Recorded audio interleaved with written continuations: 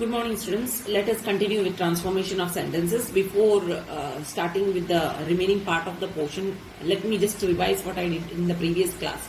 So previous class we did about clause. We started with clause. So I told you what a clause is. Clause means one which is having one subject and one finite verb is called as a clause. Then we had seen principal or main clause. Okay. So principal clause or a main clause, what you say, can stand on its own. The main verb or principal verb, what we say, isn't it, can stand on its own without the support, isn't it? It can stand on its own. Then we had seen subordinate clause. Subordinate clause. So these terms are very important in this topic. So subordinate clause, what we had seen, which cannot stand on its own. So it needs something else to be added over here, or a main clause is required over here to make it a complete sentence. So subordinate clause cannot stand on its own.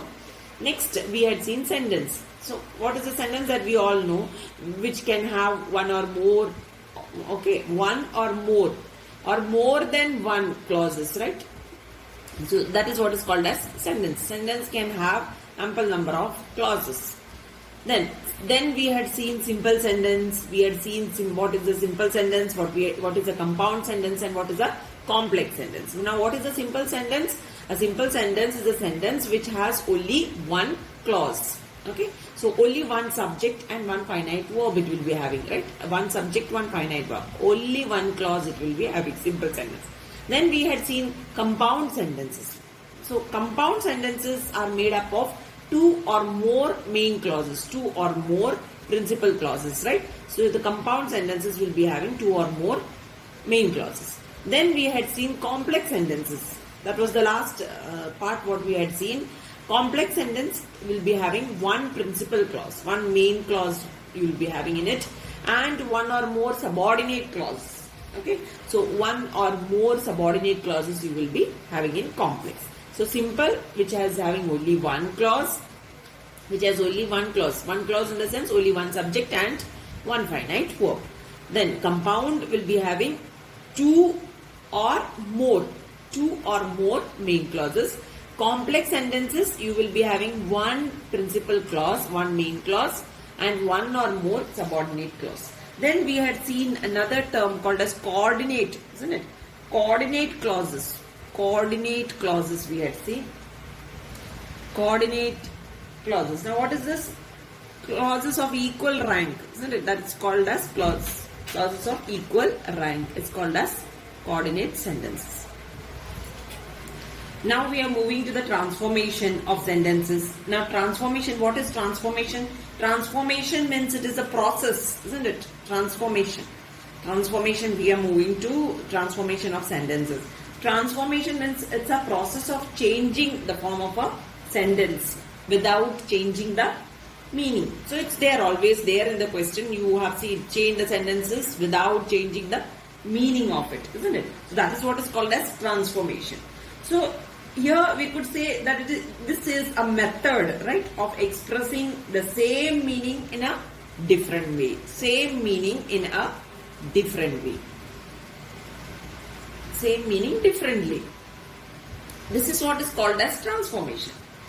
So transformation of a sentence, it is useful in this exercise. It gives practice, isn't it, in framing different kinds of sentences. So that is what we are going to do, framing different kinds.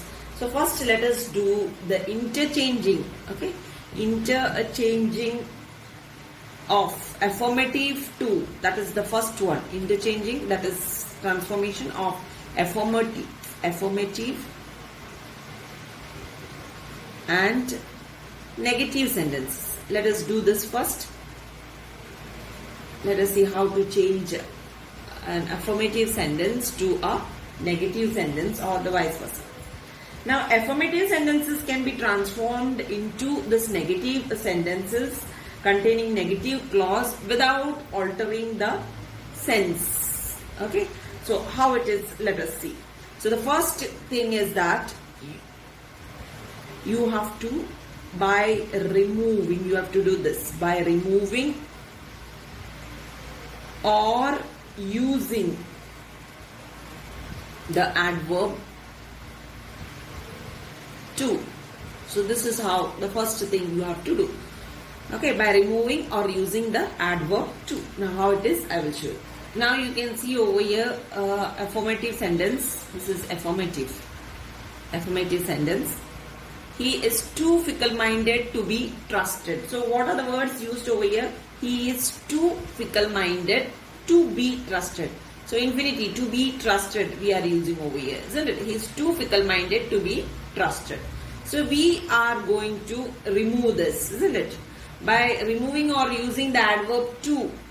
So in this case, we are going to remove the adverb to from here. Okay, how it is, let us see. Now we are going to change this to a negative sentence. This is what we are going to do in this particular sentence. So see here. So to we are replacing. He is so fickle-minded, right? To be trusted, we are changing that he should not be trusted. Okay, so this is what we are replacing. This is how should not be trusted. This is the negative part of it. Okay, he's so fickle-minded. So this is how it is changed. He's so fickle-minded that he should not be trusted. So this is transformed into a negative sentence. So we are replacing to with so, and this is how we are changing it to the. Now it becomes a negative sentence. Okay, so while changing it to negative, normally we use these words like should not, cannot, will not. Okay, these types of words are used. You know, negative means wherever we are using not, isn't it? So these types of words are normally used. So let us move to another one, another example of it, wherein we are changing so. Okay, so by here we have seen by removing to. That is what we had seen over here. Now, for example, if you are having a sentence wherein you are having so, and that you have to replace with the adverb to by using adverb to. So that is what we are going to do next. Now here you can see the second example. He is so credulous that he can be easily deceived. Now this is affirmative sentence. This is affirmative sentence. Okay, this sentence now when you are having in this particular sentence, you are having so, isn't it? So it is used like this. He is so credulous that, am I right? So credulous that he can be easily deceived, right? So this we are replacing in the negative form. See, in when we are changing it to the negative, how it becomes. So we are changing it to. He's too credulous not to be easily deceived. Credulous not to be. Now instead of this we are using not to be easily deceived. Okay. So again we are having the negative form over here, not to be. To plus infinity also we are having to be is used over here. Fine. So this is how we change it into the negative form. Now next let us see. So we have seen in this two ways, by removing and by using the adverb to. That is what we had seen over here. Then when affirmative sentences are changed to negative, we can do by changing the degree. Okay, by changing the degree of comparison. By changing the degree of comparison also we can change an affirmative sentence into a negative one. That is what we are going to see over here. Now to make this part easier, I had already done adjectives. So you know how it is. So there is no need to refer back to that adjective portion, whatever I had done earlier. That is why I completed first. Then only those things only can support me to complete this, right? So let us see over here with the example directly. So over here you can see the affirmative sentence. The affirmative sentence is something like this. You can see the ostrich is the tallest bird in the world. So you know this is in which form? Is in the superlative form. The sentence is in superlative form. The ostrich is the tallest bird in the world. It's in the superlative form. That's an affirmative sentence. Okay. So when you are changing this sentence, it becomes like this. No other bird in the world is so tall as the ostrich. So over here we are using no other bird in the world is so tall as the ostrich. So this form what we are using over here, actually it is the positive form what we are using. Okay, it's getting changed to the positive. Now here why it is said it is become negative, so we are using no over here. Fine. No other bird in the world is so tall as the ostrich. So this sentence, it gives a meaning of a negative sentence. So this is how it is changed. Okay, so let us do with comparative sentence. So here we have changed superlative to the positive form. So let us change comparative to a positive form and we'll see how it will be. So when you're changing a comparative sentence, now this is the affirmative form. This sentence, this comparative sentence is in the affirmative. Okay, Indore is more populous than Bhopal. More populous than Bhopal it is. Okay, so when you are changing it to negative, it becomes Bhopal is not so populous. So not so. So not is the negative form. So populous as Indore. So this is in the positive stand. Even though it is negative, it's coming comparative change to the positive form of adjective, right? Bhopal is not so populous as Indore. So in the negative we are having the not, and the remaining part you can say it's of the positive part. Okay, sentence changing into the positive. So this is how an affirmative comparative type of a sentence is changed to a negative positive type of a sentence. Let us move to the next part. So the next thing you can see, by using no sooner than for as soon as. Using no sooner than for as soon as. So we are going to change an affirmative sentence to the negative by changing as soon as to no sooner. You can see over here in the affirmative form, you can see the sentence like this. You can see as soon as we received.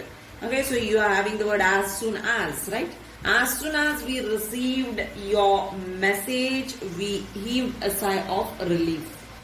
So in this case, you can see as soon as we received your message, we heaved a sigh of relief. So we are using as soon as in this, right? It's an affirmative sentence. So when we are changing it to the negative, it becomes no sooner did we receive your message, then we heaved a sigh of relief. No sooner did we receive. Okay, so there, just because we are having received over here, it is getting changed to did. Did we receive your message? Then we heaved a sigh of relief. So because of this past tense, we are having the past form over here, did.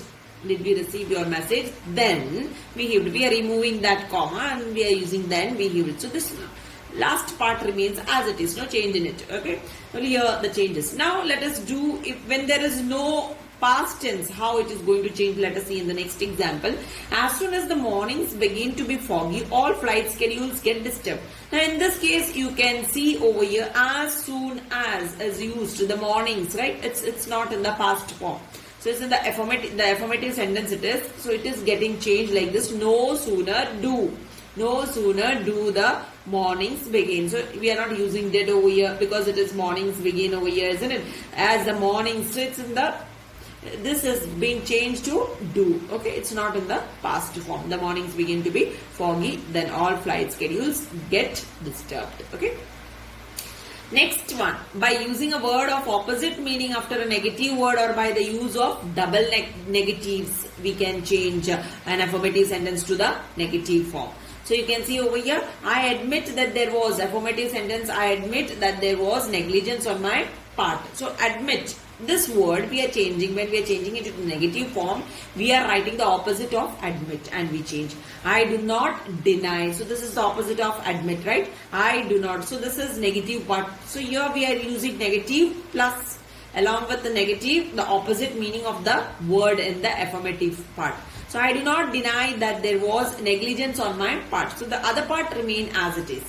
Now, the next example you can see over here, we tried every plan. So here we are going to change the word tried in the negative. This is the affirmative sentence. We are changing it to the negative like this. We did not leave any plan untried. So here you are having double negatives, right? We did not leave. Did not leave is not, yeah, we are using over here. Plus we are using untried, opposite of this. So we are having double negatives over here. Am I right? Next, we are moving to by making a sentence negative and interrogative simultaneously. This is what we are going to do in this part, by making a sentence negative and interrogative simultaneously. You have to change affirmative sentence to negative and at the same time we are changing it into the interrogative, the question form. That is what we are going to see over here. So in this case, by making a sentence negative and interrogative, question form at the same time, that's what we are going to see. Affirmative sentence you can see over here. You yourself wanted me to take up this job. This is the affirmative sentence. You yourself wanted me to take up this job. This we are changing to the negative. Okay, so here we are using, when we are changing it to negative, the negative rule we are using.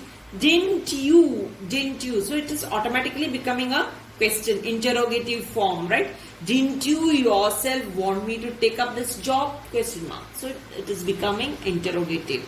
So it is becoming negative as well as interrogative in this case. Didn't you yourself want me to take up this job? Right?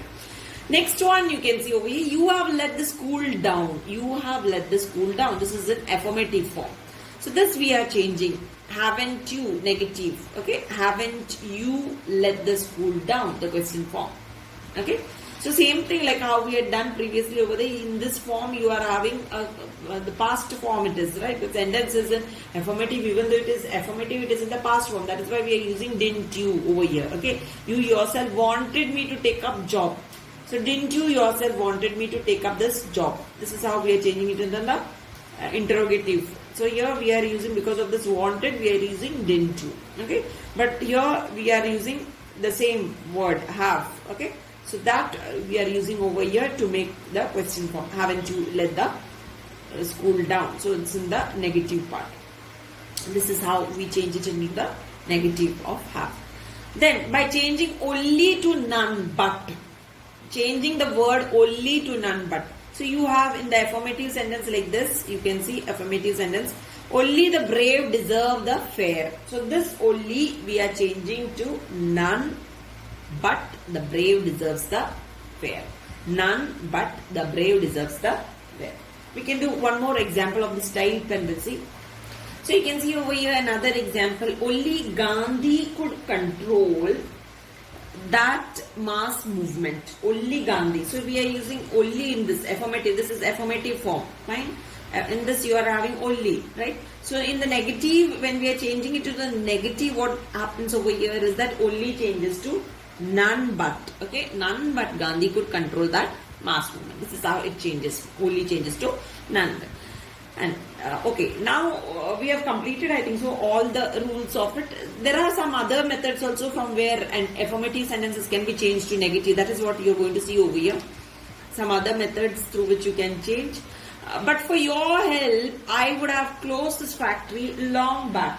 Okay, but for your help, such a sentence can be changed to negative by changing like this. If you had not helped me, okay, if you had not helped me, I would have closed the factory long back. But for your help it is. Okay.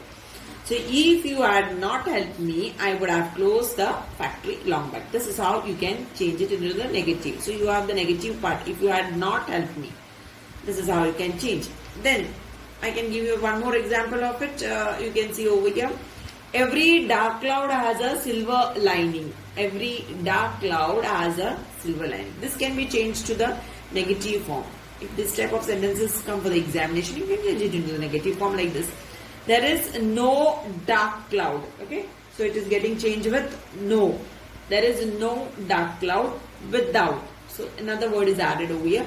There is no dark cloud without a silver lining. So it gives the meaning of every dark cloud has a silver meaning, right? So it gives the meaning of the same thing what is given over here. There is no dark cloud without a silver lining. So here I have concluded with the transformation of sentences from affirmative to the negative. So that we have completed over here. Fine. So in the next class we will be doing with the transformation of sentences, assertive sentences to interrogative, assertive and interrogative sentences. This is what we are going to do in our next class. Till then, thank you very much.